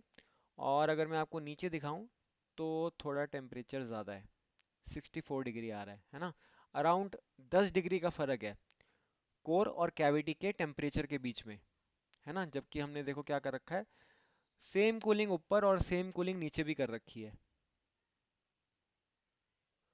अगर आपको याद हो, तो जब हम एनालिसिस कर रहे थे, तो हमने टारगेट टेम्परेचर ना 60 डिग्री सेल्सियस का रखा हुआ था, है ना। तो 60 मेरे को अचीव करना था, और एबीएस जैसे मटेरियल के लिए +-10 डिग्री चलता है। तो 60 में प्लस या -10, यानी कि 50 से लेके 70 तक एक्सेप्टेबल था। बट रिजल्ट क्या आ रहा है, 86 डिग्री। ठीक है। यानी कि क्या दिक्कत है इसके अंदर, जो मेरा एनालिसिस आया वो मोल्ड फ्लो के गाइडलाइन के अंदर नहीं आ रहा है। यानी कि जो मैं टारगेट टेम्परेचर अचीव करना चाहता था 60 का, वो नहीं आया। अगर 70 आ जाता तो भी ठीक था, अगर 50 आ जाता तो भी ठीक था। मैं इस एबीएस मटेरियल की बात कर रहा हूँ जो हमने सेलेक्ट किया था, बट नहीं आया। इसका मतलब प्रॉब्लम है, और जब जब प्रॉब्लम आएगी आपको एनालिसिस में, आपको आगे जाके दिखेगा तो एक डिफेक्ट आएगा। इस डिफेक्ट का नाम होने वाला है आगे जाके, जो हम पढ़ेंगे, वॉर्पिंग। ठीक है। वॉर्पिंग का मतलब जो आपका पार्ट है वो डिस्टॉर्ट हो जाएगा, उसकी जो नेचुरल डायमेंशन थी वो रिटेन नहीं कर पाएगा, और वो हम रिजल्ट आगे जाके सिमुलेट भी करेंगे। ठीक है। अब लास्ट में क्या बात करेंगे हम, कि रिजल्ट हमने निकाला और रिजल्ट ठीक नहीं आया। अब इस रिजल्ट को इम्प्रूव करने में हम क्या कर सकते हैं। मैं आपको 3 तरीके बताता हूँ, आप इसको रिजल्ट को इम्प्रूव कैसे कर सकते हो। छोटा सा सेक्शन काट लेते हैं यहाँ पे। फर्स्ट आप क्या कर सकते हो, कि एक हायर फ्लो रेट कर सकते हो, यानी कि जितना कूलेंट आप इन पाइप से लेके जाते हो, उतना आपके लिए अच्छा होगा। तो फ्लो रेट का फॉर्मूला मैंने आपको बताया था, Q is equal to volume upon time. तो फ्लो रेट आप बढ़ा दोगे, उससे क्या होगा, आपका रिजल्ट इम्प्रूव हो सकता है, यानी कि और अच्छे से ठंडा होगा हमारा कैविटी। ठीक है। और सेकंड क्या कर सकते हैं, कि जो हमने ये सब कूलिंग लगाई थी, देखो 1 2 3 4 5 6, 6 चैनल लगाए थे ना, 6 ही लिख रहा हूँ मैं। इसको हम बढ़ा सकते हैं, आप इसको 8 चैनल या 10 चैनल भी करके देख सकते हो, है ना। हमें बढ़ाने हैं, क्योंकि हम और ज़्यादा पानी भेजना चाहते हैं, या ऑयल, या कोई भी आप जो कूलेंट यूज़ कर रहे हो वो भेजना चाहते हो। ठीक है। क्योंकि क्या है, हमें ना अनइवन कूलिंग से बचाना है। अभी क्या हुआ है कि कूलिंग तो हुई है, कूलिंग तो आपको दिख रही है हुई है, क्योंकि टेम्परेचर में डिफरेंस आया है, बट उतना नहीं हो पाया जितना हम चाहते थे। तो उसकी वजह से पॉट की क्वालिटी पे फर्क पड़ने वाला है, जो कि हम आगे जाके देखेंगे। थर्ड, हम साइकिल टाइम है, जो पूरी मोल्ड के कंप्लीट होने का टाइम है, उसको भी हम बढ़ा सकते हैं। उससे हमारे को बेटर रिजल्ट आएगा। अगर आपको याद हो, ये सब हमने सेटिंग कहाँ करी थी, प्रोसेस सेटिंग में। अगर आपको याद नहीं आ रहा, तो आप थोड़ा बैक कर सकते हैं और फिर से वीडियो देख सकते हैं, और एक छोटे पार्ट पे एनालिसिस भी रन कर सकते हैं। और अगर आपको इसका कैड चाहिए, और अगर आप एक एनरोल्ड स्टूडेंट हो, तो आपको डिस्क्रिप्शन में मिल जाएगा। ठीक है। So that's all for this video. हमने काफ़ी कुछ सीखा इसके अंदर। अब नेक्स्ट हम क्या करेंगे, उसको देखने के लिए आप बने रहिए। Thank you for watching.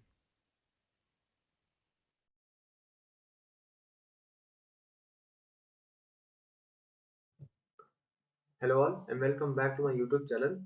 आज की इस वीडियो में हम वॉर पेज एनालिसिस करने वाले हैं। ये ट्यूटोरियल वहां से शुरू होता है जहां पे हमने अपना प्रीवियस ट्यूटोरियल जो कि था कूलिंग एनालिसिस पे बाउंड्री एलिमेंट मेथड से वहां खत्म किया था। अगर आप एक एनरोल्ड स्टूडेंट हो तो आप प्रीवियस वीडियो से मॉडल डाउनलोड कर सकते हैं और आगे का एनालिसिस स्टेप बाय स्टेप जो मैं आपको करके दिखाने वाला हूँ उसके साथ कर सकते हैं। वॉर्पेज यानी कि डिस्टॉर्शन, यानी कि जो आपका पार्ट जब इंजेक्शन मोल्डिंग से निकल के आएगा तो वो उस शेप में नहीं होगा, थोड़ा सा डिस्टॉर्ट हो जाएगा। और उसके बेसिकली तीन रीजंस हैं। या तो कूलिंग में डिफरेंस, पूरे पार्ट की कूलिंग में डिफरेंस, हर जगह यूनिफॉर्म कूलिंग नहीं है। या तो श्रिंकेज, डिफरेंशियल श्रिंकेज, हर जगह सेम श्रिंकेज नहीं होगी पार्ट की। और नेक्स्ट हमारा होगा ओरिएंटेशन। ओरिएंटेशन मींस जो आपके फाइबर फ्लो करते हैं, प्लास्टिक फाइबर, जब आप देखोगे एनिमेशन में तो उसको ओरिएंटेशन से भी वॉरपेज में फर्क आता है। तो ये सब डिफेक्ट हम एनिमेट करके देखेंगे। Let's start with the video. Warpage analysis शुरू करने के लिए मैं क्या करूंगा, जहां हमने एंड किया था यानी कि हमारा पैकिंग एनालिसिस, आपको याद होगा हमने 4 कैविटी का मोल्ड बनाया था जिसमें थोड़ा प्रोसेसिंग टाइम ज़्यादा लग सकता है। तो मैं क्या करूंगा इस ट्यूटोरियल में, पहले इसको 2 कैविटी का करूंगा और उसके ऊपर हम एनालिसिस करेंगे। ठीक है, तो सब कुछ सेम है, मॉडल सेम है, बस मैं 4 की जगह 2 कैविटी का एनालिसिस करने वाला हूँ। तो उसके बेसिस पे हम वॉरपेज डिसाइड करेंगे, इसलिए मैं थोड़ी सेटिंग्स चेंज करूंगा। सेम प्रोसीजर है जो हमने फिल एंड पैक की वीडियो में देखा था। अब हम जब वॉरपेज पे आ रहे हैं तो वॉरपेज के लिए हम क्या करने वाले हैं, हम उन सेम सेटिंग में थोड़ा सा मॉडिफिकेशन करेंगे ताकि हमारा 4 की जगह 2 कैविटी पे एनालिसिस हो। ठीक है, तो सबसे पहले हम कैविटी डुप्लीकेशन करेंगे क्योंकि अब हमें 4 नहीं 2 चाहिए और ये एक दिख रहा है आपको, एक कैविटी दिख रहा है आपको। तो आप उसके लिए जाओगे ज्योमेट्री में, ज्योमेट्री के टैब पे यहाँ पे, और यहाँ पे कैविटी डुप्लीकेशन आपको मिलेगा मॉडिफाई पैनल के अंदर। सो पहले मैंने 4 किया था, अब मैं इसको 2 कर रहा हूँ एंड 2 ही कॉलम देने वाला हूँ। कॉलम का स्पेसिंग आप डिफाइन कर सकते हो 200 एंड रो का स्पेसिंग 120। ठीक है, मैं इसको प्रीव्यू कर लेता हूँ एक बार। मैं इसको एक्चुअली थोड़ा कम भी कर सकता हूँ, ये भी मुझे ठीक लग रहा है। और रो स्पेसिंग यहाँ मैटर नहीं करेगा क्योंकि हमारे पास 2 कॉलम ही है। तो अगर मैं इसको और कम करके देखूं तो ये काफ़ी पास आ गया। तो 150 करते हैं, देन प्रीव्यू करते हैं और ये रिजल्ट मुझे ठीक लग रहा है प्रीव्यू देखने में। ऑब्वियसली आप बाद में आके इसको चेंज भी कर सकते हो बट अभी के लिए ये डिस्टेंस ठीक है। अब मैं फिनिश पे क्लिक करता हूँ।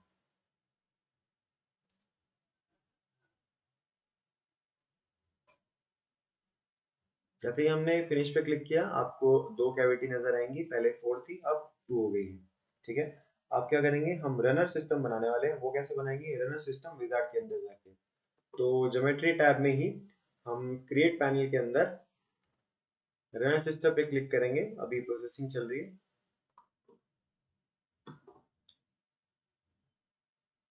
अब मैं आऊंगा सेंटर ऑफ गेट पे। ये सेम प्रोसीजर है जो मैंने पहले फॉलो किया था। और अब मैं आऊंगा गेट प्लेन पे यहाँ से एंड यहाँ पे मैं कुछ चेंजेस नहीं करने वाला, जो है सब सही है क्योंकि मुझे पार्टिंग 0 mm पे ही रखनी है। अगर आप यहाँ पे देखोगे भी तो हमारा यहीं पे इंजेक्शन लोकेशन आ रही है जो कि एकदम पार्टिंग पे है। मैं इसको नेक्स्ट करता हूँ। ऑरिफिस डायमीटर हम दे सकते हैं 5.5, इसमें मैं कोई चेंज नहीं कर रहा। 80 mm लेंथ जो कि डिफॉल्ट थी उससे मैंने आधी कर दी। 1.5 डिग्री इंक्लूडेड एंगल दे रहे हैं। ये स्क्रू की सेटिंग थी, अब हम रनर की सेटिंग में क्या कर रहे हैं,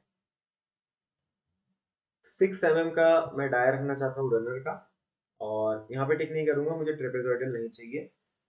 I think everything is fine. और हम अब नेक्स्ट पे क्लिक करेंगे। 2 mm मॉडिफाइस हम दे देंगे साइड के गेट का एंड यहाँ पे 0 इंक्लूडेड एंगल रहने वाला है।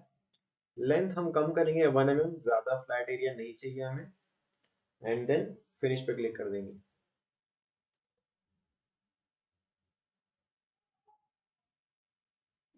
ओके, तो ये दो सिस्टम का हमारा सेटअप रेडी है, 2 कैविटी सिस्टम हमारा रेडी है। थोड़ा जूम करते हैं और यहाँ पे देखते हैं हमें अब यहाँ पे काम है। सेम प्रोसीजर फॉलो कर रहा हूँ, अब 4 की बजाय हम 2 कर रहे हैं। तो यहाँ पे सिलेक्शन टूल पे मैं गया एंड देन इस एलिमेंट को सिलेक्ट किया एंड एडिट पे क्लिक करेंगे। हम इस सेलेक्टेड एलिमेंट्स की ही प्रॉपर्टी चेंज करना चाहते हैं, इसलिए मैं ओके करता हूँ। हालांकि आप ये करोगे तो वो पूरे टेबल सेक्शन पे चलती है, तो अब मुझे ये नहीं करना, तो मैं इसको ओके करता हूँ।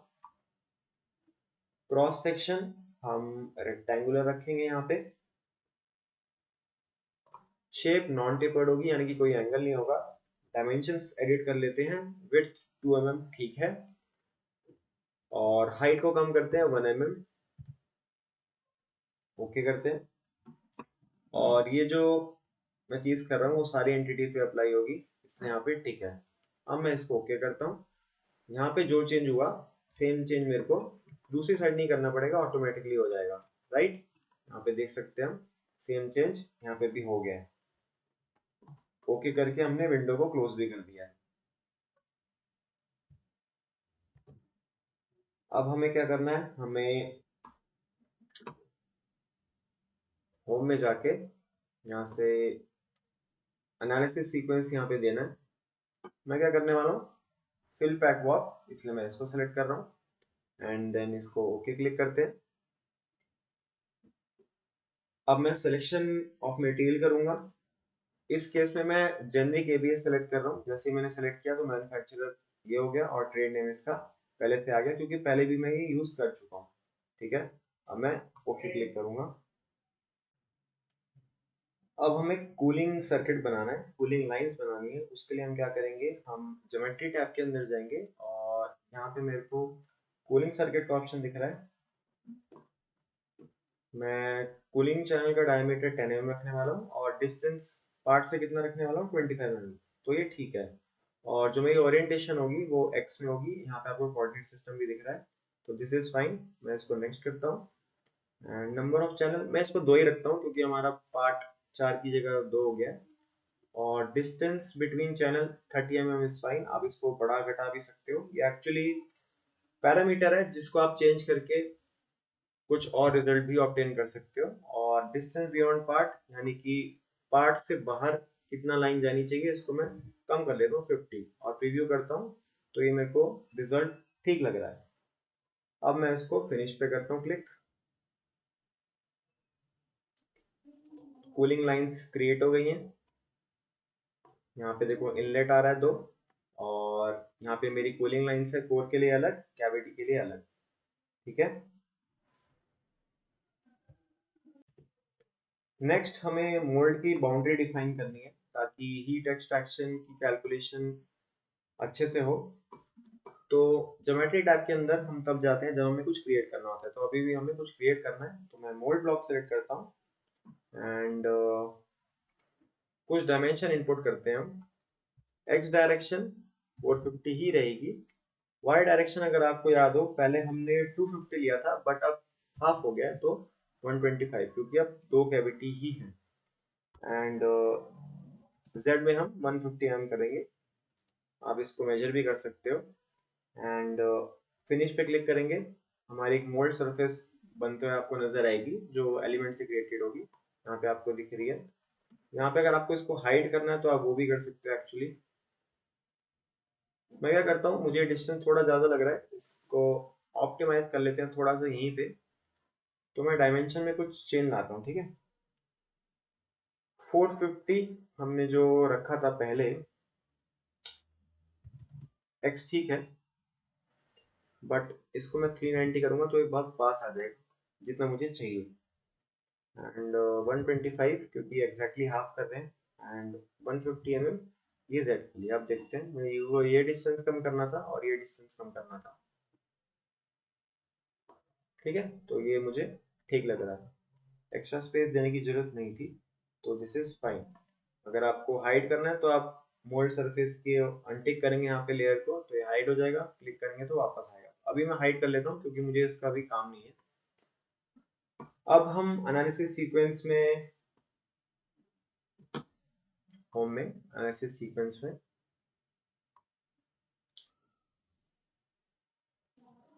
कूल करते हैं, ओके करते हैं।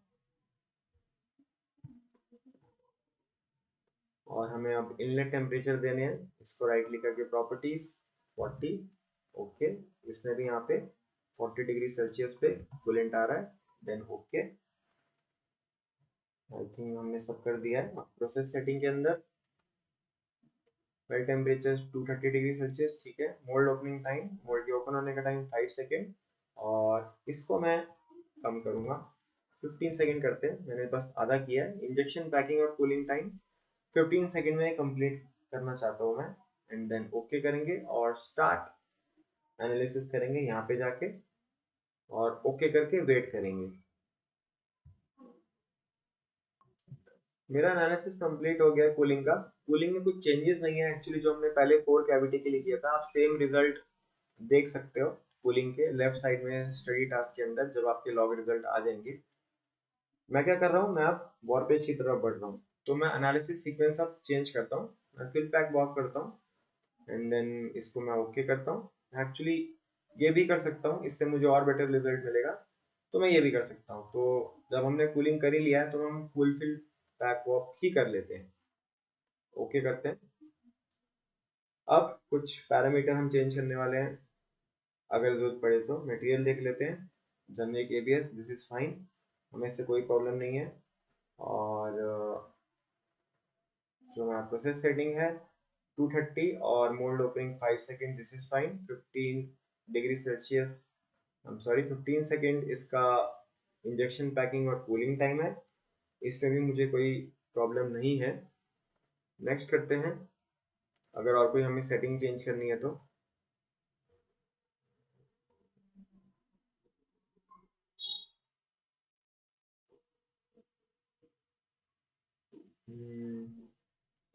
हम बस जल्दी से गो थ्रू कर रहे हैं, कोई भी ऑप्शन मिस ना हो। सो एक चीज का रिमाइंडर है कि हमने, आपको अगर याद हो तो, अराउंड 63 सेंटीमीटर क्यूब पर सेकेंड का फ्लो रेट निकाला था, बट यहाँ पे उससे आधा होगा क्योंकि हम दो कैविटी कर रहे हैं। तो इसमें क्या है ऑप्शन, नेक्स्ट में जाएंगे, और फ्लो रेट जो हमारा फिलिंग कंट्रोल में आ रहा है उसको हम ऑलमोस्ट हाफ है, 31.5 एग्जैक्टली हाफ हमने कर दिया। इसको यहाँ पे ये रखना है, और एडवांस ऑप्शन में सॉल्वर प्रॉपर्टी में अब हम वॉर पेज भी करने वाले हैं, राइट। तो वॉर पेज के लिए वॉर एनालिसिस में जाके isolate cause of war page, इसको जरूर टिक कर देना है, एंड देन ओके कर देना है। यहाँ से भी ओके करेंगे, और नेक्स्ट, बाकी सब कुछ ठीक है, यहाँ पे भी isolate cause of war page ticked है। मैं फिनिश करता हूँ, सेटिंग्स अप्लाई हो गई हैं। अब मैं एनालिसिस के लिए तैयार हूँ। अब मैं एनालाइज पे क्लिक करूंगा और ओके पे क्लिक करूंगा। ये थोड़ा सा टाइम लेने वाला है analysis, may be around 1 to 2 hour लग जाए, तो आप इसको लगा के छोड़ सकते हो, और हम उसके बाद रिजल्ट डिस्कस करते हैं। सो एनालिसिस कंप्लीट हो गया है। अगर आपको एक विंडो आएगी प्रॉम्प्ट की एनालिसिस इज कंप्लीटेड, तो आप उसको ओके करना, एंड देन लेफ्ट साइड में स्टडी टास्क पैनल के अंदर हम नीचे जाएंगे क्योंकि हम डिफ्लेक्शन की बात कर रहे हैं, और मैं यहाँ पे क्लिक करूंगा डिफ्लेक्शन, ऑल इफेक्ट्स डिफ्लेक्शन, मैं यहाँ पे क्लिक करता हूँ। मुझे सारे इफेक्ट देखने हैं और सब जगह में इफेक्ट देखना है कि क्या हुआ है। मैं इसको क्लिक करता हूँ और हमारे आगे एक रिजल्ट शो कर रहा है। अगर मैं इसको प्ले करके देखूंगा तो ज़्यादा कुछ शो नहीं करेगा, क्योंकि ये ऑब्वियसली डिफ्लेक्शन करते हुए नहीं दिखाएगा, और आपको दिखेगी भी नहीं क्योंकि ये 1 mm, सॉरी 1 के स्केल फैक्टर पे, ठीक है। तो अभी मैं क्या करता हूँ, आपको पहले दिखाता हूँ कि रिजल्ट का मतलब क्या है। अगर आप यहाँ पे देखो ब्लू कलर मीन्स यहाँ पे ज़्यादा डिफ्लेक्शन नहीं हुआ, ये mm में, तो 0.00, ये तो कोई डिफ्लेक्शन होता ही नहीं, बहुत छोटी वैल्यू है। पर अगर आप आगे आके देखो यहाँ पे, तो आपका जो पार्ट है वो देखो कितना डिफ्लेक्ट हो गया है यहाँ पे, है ना, 1 mm। और अगर मैं इसको साइड से कंपेयर करूँ, जो 0.5 है, इसका मतलब 0.5 से 1 mm तक का डिफ्लेक्शन, ऑलमोस्ट डबल डिफ्लेक्शन हो गया, राइट। अगर आप इसको अच्छे से देखना चाहते हो तो हम क्या कर सकते हैं, हम रिजल्ट टैब के अंदर प्लॉट प्रॉपर्टीज में जाके डिफ्लेक्शन टैब में स्केल फैक्टर को ना 5 करते हैं, और मुझे z में नहीं देखना, एक्चुअली z में इतना फर्क नहीं पड़ेगा, x और y में देखना है। तो मैं इसको अनटिक करता हूँ एंड ओके करता हूँ। अब यहाँ पे देखेंगे कि क्या हुआ है। यहाँ पे अगर आप देखो तो ये हमें मैग्नीफाइड व्यू दिखा रहा है, एक्चुअली जो होना चाहिए उससे एग्जैजरेट करके दिखा रहा है। इन रियलिटी क्या होगा कि जो ये सेक्शन निकल के आएगा उसमें डिफ्लेक्शन होगा, और कितना, वो इतना होगा। ये हमें एग्जैजरेटेड व्यू दिखा रहा है। ठीक है। अब आपको अगर याद हो तो मैंने एक ऑप्शन टिक करवाया था आपसे जिसका नाम था आइसोलेट कॉज ऑफ वॉरपेज। इसका मतलब क्या है कि जो भी वॉरपेज के कॉज है, मैं आपको ये बता दूं कि कौन कौन से हैं एक्चुअली। 3 कॉज आएंगे।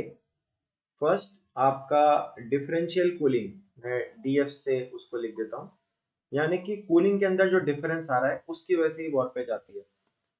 सेकंड, डिफरेंशियल श्रिंकेज, इसका मतलब सारी जो पार्ट की सरफेस है वो एक ही वैल्यू से श्रिंक नहीं हो रही, तो जो फर्क आ रहा है उसकी वजह से हमारे को डिफ्लेक्शन आ रही है, यानी कि वॉरपेज आ रही है। तो ये 2 रीजन थे। थर्ड रीजन क्या है हमारा, ओरिएंटेशन के इफेक्ट, मैं ओ ई लिखता हूँ। जो प्लास्टिक बिहेवियर है फ्लो करने का, उसका ओरिएंटेशन हर जगह सेम नहीं है। जब फिलिंग होती है, आप फिलिंग एनालिसिस में देख सकते हो, तो उसकी वजह से भी अगर ओरिएंटेशन प्रॉपर नहीं है तो डिफ्लेक्शन आती है। मैं एक्चुअली इन सारे केसेस को अलग अलग आइसोलेट करके देख सकता हूँ, तभी मैंने ऑप्शन भी सिलेक्ट किया था। तो उसके लिए मैं क्या करूंगा, मैं इसको मिनिमाइज करता हूँ। हम रिजल्ट ऐप के अंदर जाते हैं, और यहाँ पे विंडोज पेन ऑप्शन आपको दिख रहा होगा।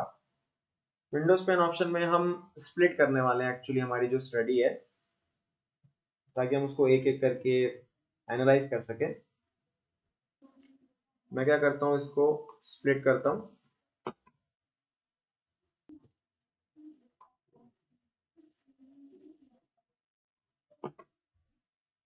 ठीक है, और मेरे पास 4 विंडोज आ गई। ठीक है ना। अब मैं क्या करूंगा, मैं सारे व्यूज को लॉक करने वाला हूँ।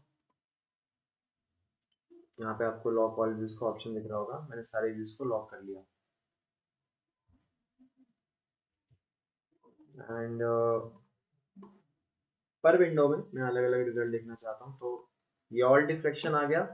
यहाँ पे मैं क्या करता हूँ, एक्स का, यहाँ पे नॉट एक्स, एक्चुअली मेरे को जो डिफरेंट केसेस थे उनका इफेक्ट देखना है कितना आ रहा है, राइट।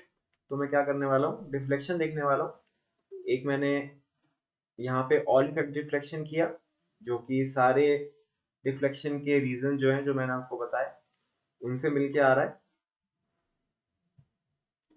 दूसरी विंडो में मैं क्या करने वाला हूँ, डिफरेंशियल कूलिंग कर लेता हूँ। तीसरी विंडो में मैं क्या कर लेता हूँ, डिफरेंशियल श्रिंकेज कर लेता हूँ। और यहाँ पे क्या कर लेते हैं, ओरिएंटेशन की डिफरेंट देख लेते हैं।